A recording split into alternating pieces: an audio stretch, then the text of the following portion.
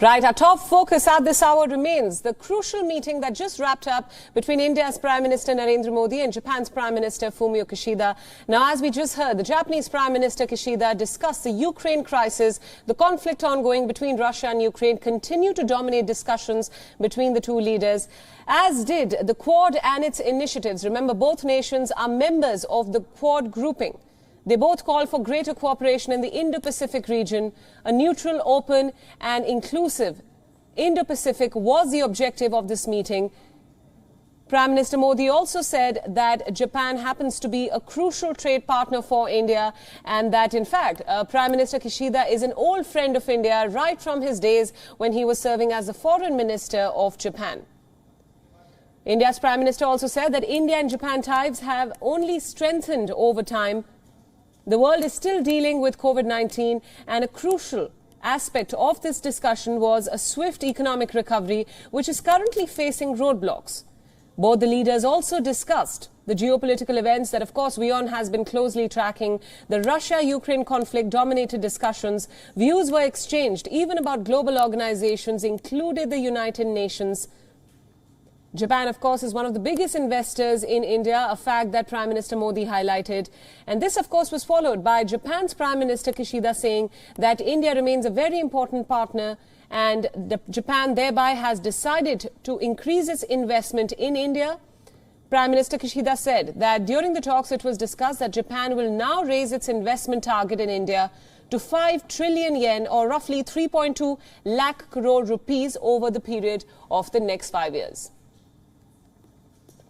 Now, for more details about what the leaders said and what it means for the close ties between Japan and India, joining us now is our principal diplomatic correspondent, Siddhant Sibal.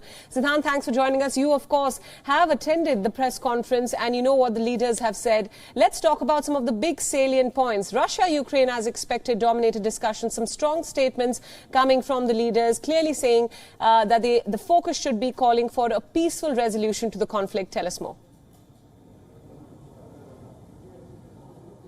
Well, strong condemnation by the Japanese Prime Minister. He clearly called the Russian invasion of Ukraine as a grave incident. Now, if the Japanese Prime Minister would have said this from Tokyo, it would have been a different viewpoint. But saying that from Delhi, a country which has a close relationship with Moscow, is something of a different messaging being sent.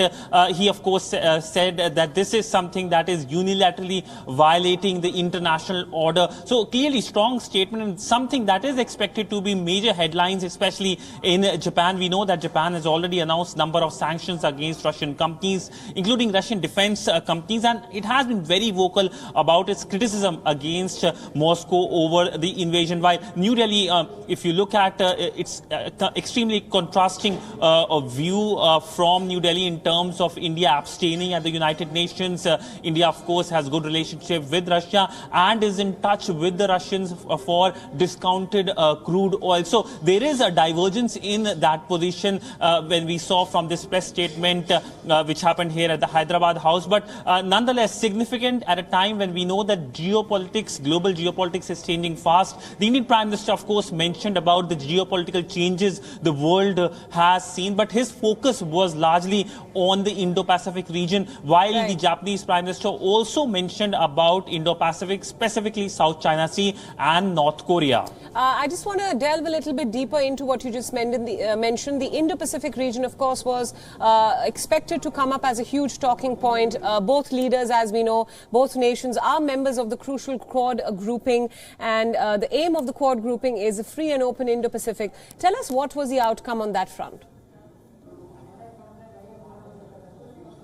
Well, Indo-Pacific is naturally a common subject. It's an area of convergence for both the leaders, and both the leaders extensively spoke about it. We saw the restrictive meeting happening earlier a few hours ago, and that extended pretty long. But that shows how both leaders were engaging on several topics. But Indo-Pacific is a region that both countries have emphasized, both the Indian Prime Minister and the Japanese Prime Minister, on free and open Indo-Pacific. That essentially means that China needs to stop its aggressive action expansion in the region. Both Japan and India have been facing problems when it comes to the aggressive actions by the Chinese. But nonetheless, when it comes to Indo-Pacific, this has been an area of convergence, especially when it comes to Quad. In fact, the Japanese Prime Minister, during his press statement, invited the Indian Prime Minister to attend the Quad summit that will happen in Japan later this year. And that will be another significant milestone in this grouping that has, in a sense, solidified just last year. Absolutely. Siddhant, let's talk about trade and investment now, a crucial aspect as well in all of this. From what we understand during the talks, it has been announced. Japan, of course, said that India is an important partner for Japan, and Japan has decided to increase its investment in India. The figures that we are getting is that the investment target in India has now been raised to 5 trillion yen, which is roughly 3.2 lakh crore rupees over the period of next 5 years. Tell us about this. Well, that is perhaps the most significant outcome of this meeting, the press statement, and of course the meetings that happened earlier today. It's important to remember that there was a business meeting as well before this press statement here at the Hyderabad House, and it is essentially to invite the Japanese businesses here in India. In fact, number of times the Indian Prime Minister specifically focused on the reform agenda of the Indian government, Make in India as the main focus area for the Indian government, and basically talking about the bullet train as well, the high-speed rail from Ahmedabad to Mumbai, talking about that it needs to be fastened up. This is something that was talked about by the Indian Prime Minister. So investment remains a main pillar of this relationship, the Japan-India relationship. Other than, of course, there are issues as well like connectivity, infrastructure development. But today's meeting essentially was dominated by the geopolitical changes,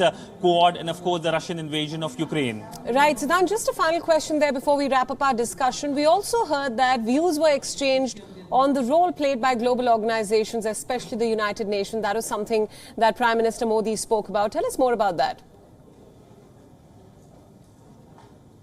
Well, that was essentially the long-standing policy of the Indian government, reforms at the United Nations Security Council. India has been saying that the current structure of the United Nations Security Council does not reflect the world of 2022. It's a world of 1940s, and that needs to be changed. And we know the Japanese are also keen for an urgent reform at the United Nations Security Council. Well, there are countries who support India's bid for the permanent membership, which includes all the P5 countries barring one, that is of course China. China has been trying to stop India getting its membership. It has been delaying the process of reforms, the expansion of the United Nations Security Council, and India has been talking about it. Japan is also another major contender in Asia for a permanent membership of the high table at the United Nations Security Council. But this is a long drawn process, but nonetheless India and Japan both are on same page when it comes to this issue.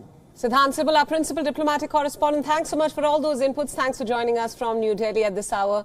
We'll, of course, continue to bring you all the highlights from this crucial meeting. WION World is now available in your country. Download the app now and get all the news updates on the move.